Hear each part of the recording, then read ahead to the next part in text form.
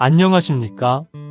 숫자로 세상을 필터링하여 본질을 읽어드리는 회계사 장직수입니다.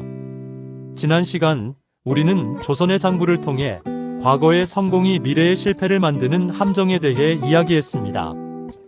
어제의 정답에 안주하여 변화와 개방을 거부한 조직이 어떻게 도태되는지 목격했죠.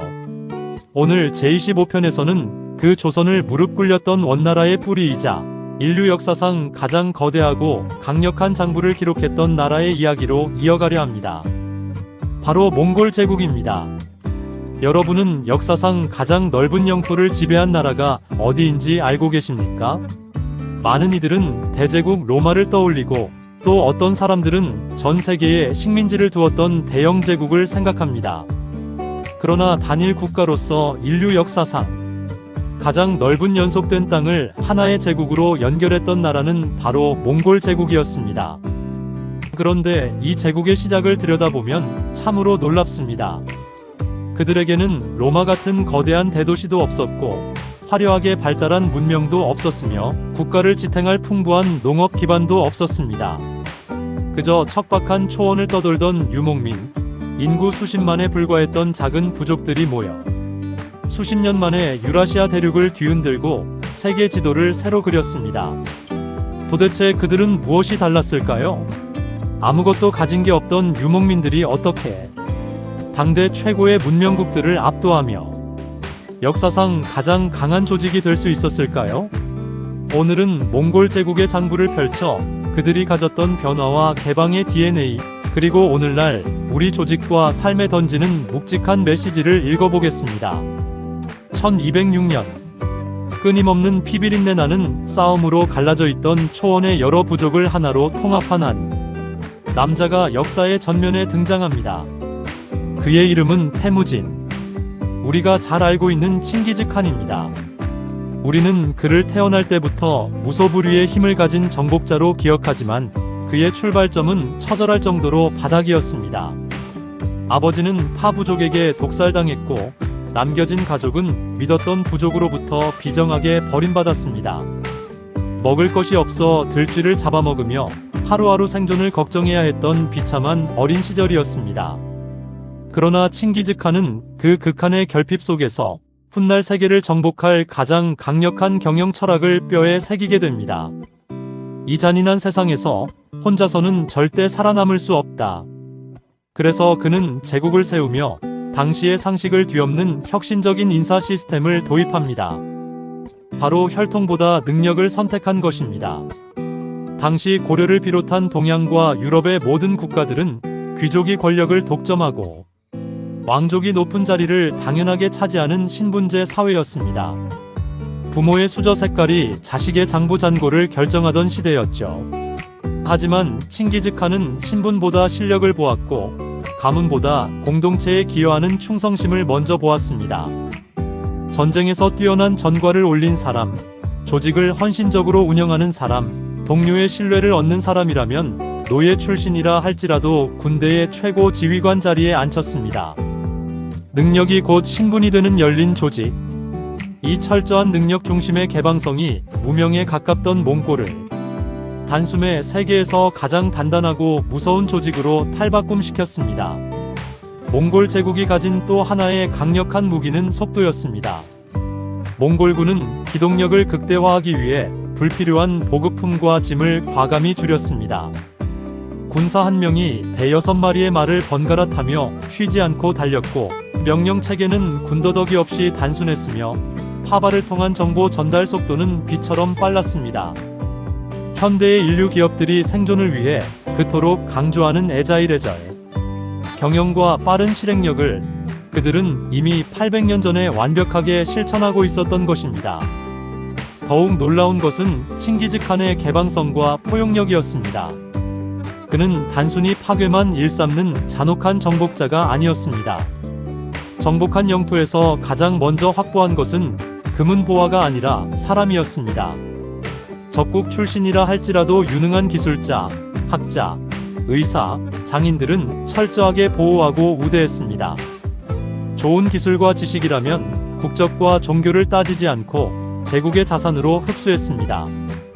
어제의 적이라도 능력이 있다면 과감히 대장부의 일원으로 합류시키는 이 놀라운 개방성이야말로 몽골이 피정복국들의 선진 문명을 흡수해 초고속으로 성장할 수 있었던 비결이었습니다.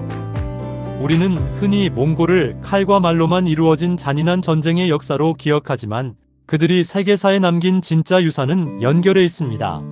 몽골은 무력으로 전 세계의 문을 열어젖힌 후 동양과 서양을 잇는 거대한 네트워크를 구축했습니다. 끊어졌던 비단길이 제국의 강력한 치안 아래 다시 활성화되었고 전 세계에 효율적인 역참 제도가 깔렸습니다. 이 길을 통해 동서양의 문화가 막힘없이 오갔고 다양한 종교가 공존했으며 과학과 의학 기술이 유기적으로 이동하기 시작했습니다. 파편화되어 있던 세계가 하나의 거대한 글로벌 마켓으로 묶인 것입니다. 오늘날 많은 역사학자들이 지구촌 세계화 글로벌리제이션의 실질적인 시작을 몽골 제국에서 찾는 이유가 바로 여기에 있습니다. 그러나 장부에 영원한 흑자가 없듯 인류 역사상 가장 강력했던 몽골 제국 역시 영원하지는 못했습니다. 제국의 영토가 비대해질수록 서로 다른 문화와 방대한 이해관계를 하나의 시스템으로 묶는 일이 한계에 부딪혔기 때문입니다. 창업 세대가 떠나고 풍요가 찾아오자 후계자 자리를 두고 피를 나누던 형제들 사이의 다툼이 시작되었습니다. 결핍의 시대에 그들을 묶어주던 단단한 공동체 정신은 사라지고 권력은 사분오열 찢어졌습니다. 외부의 그 어떤 강한 적도 무너뜨리지 못했던 대제국이 결국 내부의 갈등과 신뢰, 붕괴라는 치명적인 적자를 이기지 못하고 스스로 와해된 것입니다. 역사는 우리에게 다시 한번 냉정하게 증명합니다. 아무리 거대하고 강한 조직이라도 내부의 신뢰를 잃고 분열하기 시작하면 무너지는 것은 한순간이라는 사실을 말입니다. 회계사로서 수많은 기업과 조직의 흥망성쇠를 들여다보면 우리의 삶도 이와 전혀 다르지 않습니다. 기업도 가정도 우리가 몸담은 작은 모임조차도 본질은 같습니다.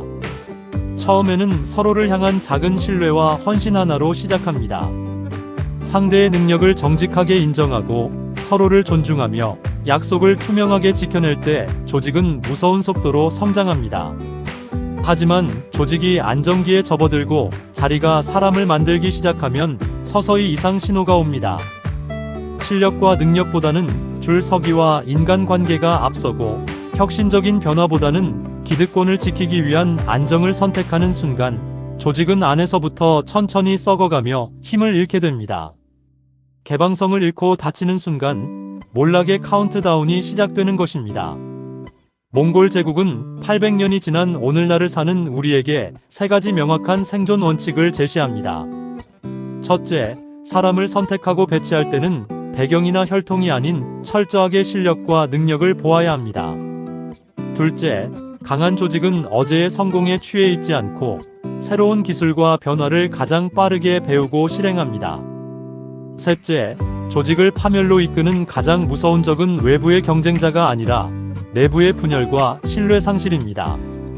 역사는 단지 먼 과거에 먼지 쌓인 옛날 이야기가 아닙니다. 오늘을 사는 우리 자신의 조직과 삶을 적나라하게 비추는 가장 정직한 거울입니다. 우리는 모두 저마다의 자리에서 하나의 조직을 이루며 살아갑니다. 가정에서 부모와 자녀로, 직장에서 상사와 부하 직원으로, 혹은 사회의 일원으로 말이죠. 과연 지금 내가 속한 조직은 사람을 편견 없이 능력으로 평가하고 있습니까? 밀려오는 변화의 파도 앞에 문을 열고 빠르게 배우려 합니까? 그리고 무엇보다 서로를 끈끈하게 신뢰하고 있습니까? 칭기즈칸은 생전에 이런 깊은 통찰이 담긴 말을 남겼다고 전해집니다. 성을 쌓고 주저앉는 자는 망할 것이요, 끊임없이 이동하는 자는 살아남을 것이다. 그리고 돌로 성을 쌓는 것보다 사람의 마음을 얻는 것이 훨씬 더 어렵다. 세상을 움직이고 역사의 물줄기를 바꾼 것은 눈에 보이는 거대한 성벽이나 화려한 문명이 아니라 변화를 두려워하지 않는 용기와 사람의 마음을 얻어내는 열린 리더십이었습니다. 오늘 영상을 마무리하며 여러분의 인생 장부에 질문을 던집니다. 지금 여러분이 곁에 두고 함께하는 사람들은 서로의 성장을 자극하는 발전적인 관계입니까? 아니면 과거의 방식만 고집하며 서로를 지치게 만드는 닫힌 관계입니까? 잠시 여러분의 주변을 정직하게 돌아보시기 바랍니다. 역사는 끊임없이 반복됩니다. 그러나 역사의 장부를 제대로 읽고 배우는 사람은 결코 같은 실수를 반복하지 않습니다. 어제의 과오를 넘어 더 단단한 내일의 장부를 적어내려 가시길 바랍니다. 오늘 이야기가 마음에 와닿으셨다면 구독과 좋아요, 그리고 알림 설정까지 부탁드립니다. 여러분의 소중한 응원이 이 채널을 지탱하는 가장 큰 자산이 됩니다. 댓글로도 여러분의 깊은 생각을 나누어 주세요. 오늘도 함께 생각을 필터링해 주셔서 감사합니다. 지금까지 조용한 생각 61의 장직수였습니다.